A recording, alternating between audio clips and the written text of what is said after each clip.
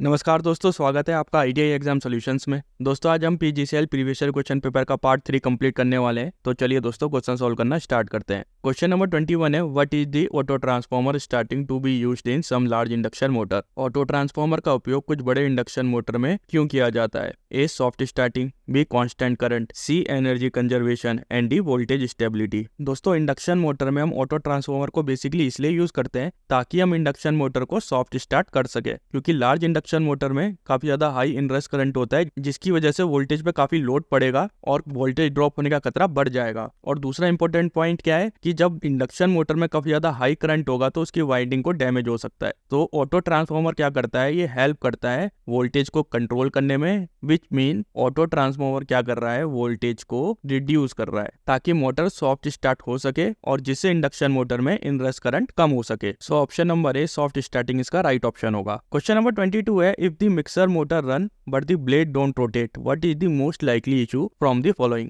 A non-insulated blade, B jam blade, C loss speed control knob and D faulty power supply। दोस्तों question में ये पूछा गया है कि मिक्सर की मोटर तो रन हो रही है लेकिन उसके ब्लेड रोटेट नहीं कर रहे हैं, तो इसका कारण क्या हो सकता है? तो इसका मेन कारण क्या है कि आपके ब्लेड जैम हो गए हैं। अगर आपके ब्लेड जैम हो जाएंगे, ऑल्दो आपकी मोटर मूव कर रही होगी, मोटर रन कर रही होगी, मोटर रोटेट कर रही होगी, लेकिन आपके ब्लेड रोटेट नहीं करेंगे। तो जैम ब्लेड कब हो सकते हैं या किस कंडीशन में हो सकते हैं? कुछ हम ऐसा फूड मटेरियल या ऐसा मटेरियल ऐड कर दे जिससे ब्लेड मूव ही ना कर सके, तो उस केस में आपके ब्लेड जैम हो जाएंगे। तो हमें क्या करना चाहिए अगर ब्लेड जैम हो जाए? तो सबसे पहले हमें पावर सप्लाई को बंद करना है, देन उस जार को खोलना है और उसमें देखना है कि ब्लेड के अंदर क्या फंसा हुआ है। बहुत सिंपल है, सबको पता होगा ये। और दूसरा कारण क्या हो सकता है कि अगर ब्लेड रोटेट नहीं कर रहे हैं, कि आपके ब्लेड वेयर डाउन हो गए हैं या खराब हो चुके हैं। So option number B jam blade इसका राइट ऑप्शन होगा। क्वेश्चन नंबर 23 है, in a grounded electrical system what is the potential of earth point. एक ग्राउंड विद्युत प्रणाली में पृथ्वी बिंदु की क्षमता क्या है? A always zero, B varies based on atmospheric condition, C determined by the frequency of electrical supply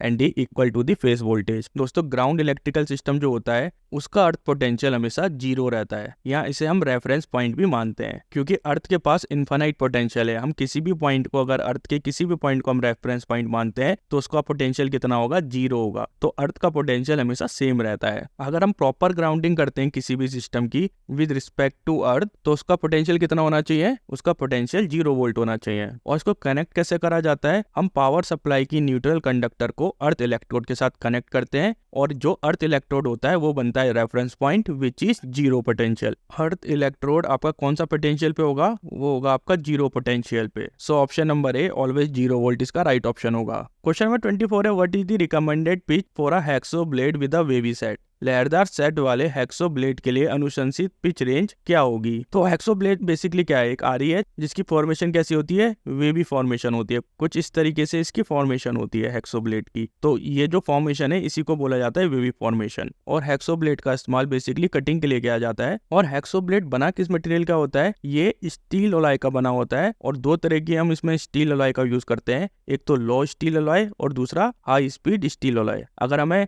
ज्यादा टफ मटेरियल को काटना है तो हम हाई स्पीड स्टील अलॉय का इस्तेमाल करेंगे। और जो लेंथ होती है हैक्सो ब्लेड की वो अराउंड 250 mm से 350 mm होती है। दो तरह के टाइप होते हैं हैक्सो ब्लेड के, एक होता है ऑल हार्ड ब्लेड और दूसरा होता है flexible blade. All hard blade का मतलब ये लचीला नहीं होता है, ये काफी ज्यादा रिजिड होता है। फ्लेक्सिबल ब्लेड आपका लचीला होता है। और बात करते हैं इसकी पिच की, तो पिच क्या बताता है? इसमें जो हैक्सो ब्लेड के दो एडजेसेंट टीथ होंगे उसके बीच के डिस्टेंस को पिच बोला जाता है। ये हैक्सो ब्लेड के दो एडजेसेंट टीथ है तो इसके बीच के डिस्टेंस को ही पिच बोला जाता है। जिस ब्लेड में टीथ पर इंच ज्यादा होंगे उसकी पिच फाइनर होगी, विच मीन्स उसमें ज्यादा टीथ ऐड होंगे और वो काफी ज्यादा स्मूथ भी होगा और उसके कट भी काफी ज्यादा प्रिसाइज होंगे। अब हैक्सो ब्लेड जो होता है इसके टाइप 3 तरह के होते हैं और इसके क्लासिफिकेशन भी होते हैं हैक्सो ब्लेड के। एक होता है कोरस, दूसरा होता है मीडियम, तीसरा होता है फाइन। अब उसकी पिच का डिस्टेंस कितना होता है? कोरस में होता है 1.8 mm, मीडियम में होता है 1.4 mm से 1 mm और फाइन में होता है 0.8 mm। और इसमें अगर हम वेव सेट की बात करते हैं, अगर पिच 0.8 mm की है तो ये वेव सेट होता है। अगर पिच 1 mm से ज्यादा की है या 1 mm के अराउंड है तो हैक्सो ब्लेड वेव का हो सकता है या स्टैगर्ड का हो सकता है। अगर पिच ओवर 1 mm से ज्यादा है, 1 mm प्लस है, तो ये स्टैगर्ड होगा। तो ये 3 कंडीशंस होती है। तो हैक्सो ब्लेड जो वेवी सेट का होगा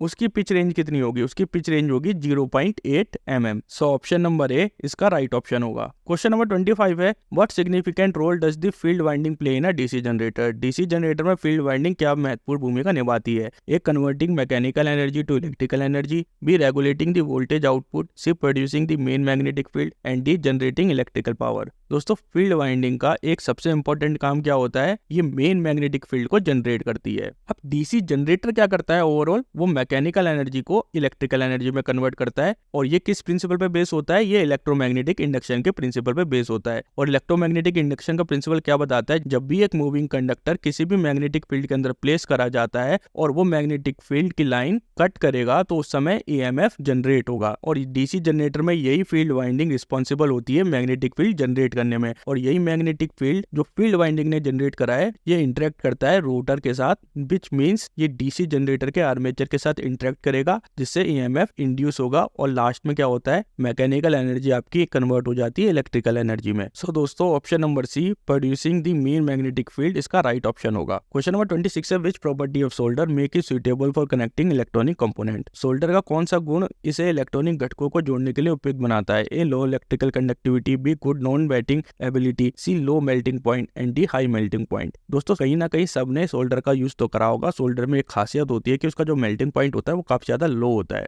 अगर कंडक्टिविटी काफी ज्यादा लो होगी तो सोल्डर को बेसिकली हम कंडक्टिविटी के लिए ज्यादातर इस्तेमाल नहीं करते हैं, हम इसके मेल्टिंग पॉइंट की वजह से इसको ज्यादातर इस्तेमाल करते हैं क्योंकि ये काफी ज्यादा लो टेम्परेचर पे मेल्ट हो जाता है जिससे हम बाकी इलेक्ट्रिकल इक्विपमेंट को कनेक्ट कर सकते हैं। और इसका मेल्टिंग पॉइंट होने का फायदा क्या होता है कि जिस कंपोनेंट को कनेक्ट कर रहे हैं उसका ऑब्वियस से बात है मेल्टिंग पॉइंट ज्यादा होगा जिससे हम उस कंपोनेंट को एक्सेसिव हीट से बचा सकते हैं। दूसरी बात, जो सोल्डर मेटल होता है उसकी कंडक्टिविटी एवरेज होती है। इसका क्रूशियल पॉइंट क्या है कि हम किसी दो मेटल को आपस में कैसे कनेक्ट कर सकते हैं with the help of soldering, ऐसा हम कर सकते हैं। सो ऑप्शन नंबर सी इसका राइट ऑप्शन होगा। क्वेश्चन नंबर 27 है when measuring the output of an inverter with a multimeter what should be expected in a functional inverter? Multimeter के साथ इन्वर्टर के आउटपुट को मापते समय क्या अपेक्षा की जानी चाहिए एक फंक्शनल इन्वर्टर में? A constant DC voltage, B no voltage reading, C irregular voltage spike and D sinusoidal AC voltage. दोस्तों इन्वर्टर का काम क्या होता है? ये डीसी को एसी में कन्वर्ट करता है। अब एसी कैसी फॉर्म होती है? एसी आपकी साइनसोइडल वेव फॉर्म में होती है, यानी कि कुछ इस तरीके से एसी की वेव फॉर्म होगी। तो जब एसी की वेव फॉर्म साइनसोइडल होगी तो मल्टीमीटर क्या मेजर करेगा? वो एसी को मेजर करेगा। सो ऑप्शन नंबर डी इसका राइट ऑप्शन होगा। क्वेश्चन नंबर 28 है in a parallel connection of a cell what happened to the total current compare to the current of a single cell? Cell को समांतर संयोजन में एकल cell की धारा की तुलना में कुल धारा का क्या होता है? A it remain the same, B it decreases, C it became zero and D it increases. दोस्तों अगर हम सेल्स को पैरेलल में कनेक्ट करते हैं तो टोटल करंट आपका इंक्रीज हो जाता है। अब जब हम सेल को पैरेलल में कनेक्ट करते हैं तो पॉजिटिव टर्मिनल आपके सारे एक तरफ रहेंगे, नेगेटिव टर्मिनल आपके सारे एक तरफ रहेंगे। और इन केस ये अगर हम तीन सेल को पैरेलल में कनेक्ट कर रहे हैं और ये इसके पॉजिटिव टर्मिनल है और ये इसके नेगेटिव टर्मिनल है तो पॉजिटिव टर्मिनल आपके एक साथ रहेंगे, नेगेटिव टर्मिनल आपके एक साथ रहेंगे। तो कुछ इस तरीके से सेल का फॉर्मेशन होता है पैरेलल में। तो जो हर एक सेल है वो एक इंडिविजुअल यूनिट की तरह काम करता है। इसमें आपका वोल्टेज सेम रहेगा लेकिन आपका करंट ऐड अप हो जाएगा, विच मीन्स टोटल करंट कितना हो जाएगा? I1 plus I2 plus I3। मैं इन तीन सेल के लिए ये टोटल करंट बता रहा हूँ आपको। तो आपका टोटल करंट में क्या होता है? इंक्रीज हो जाता है। सो ऑप्शन नंबर डी इसका राइट ऑप्शन होगा। क्वेश्चन नंबर 29 है what is the key advantage of prepaid smart metering for utility service? उपयोगिता सेवाओं के लिए प्रीपेड स्मार्ट मीटरिंग का प्रमुख लाभ क्या है? A real time monitoring and control, B fixed monthly bill, C higher electrical consumption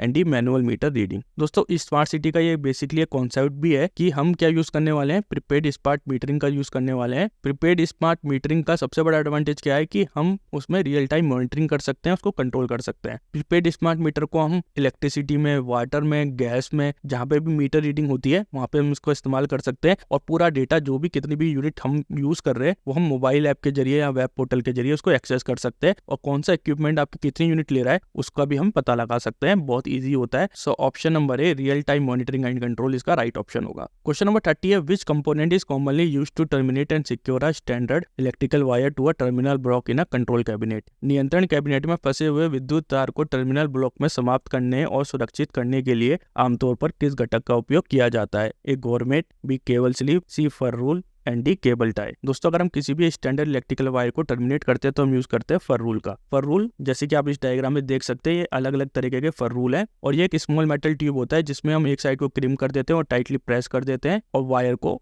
आप टर्मिनेट कर सकते हैं। सो ऑप्शन नंबर सी फर रूल इसका राइट ऑप्शन होगा। दोस्तों अगर आपको ये वीडियो पसंद आए तो प्लीज इस वीडियो को लाइक कीजिए, हमारे चैनल को सब्सक्राइब कीजिए एंड थैंक्स फॉर वॉचिंग।